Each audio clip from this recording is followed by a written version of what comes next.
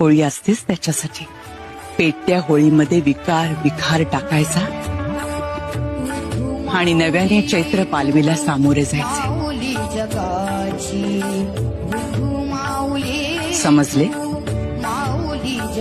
जी आवताय.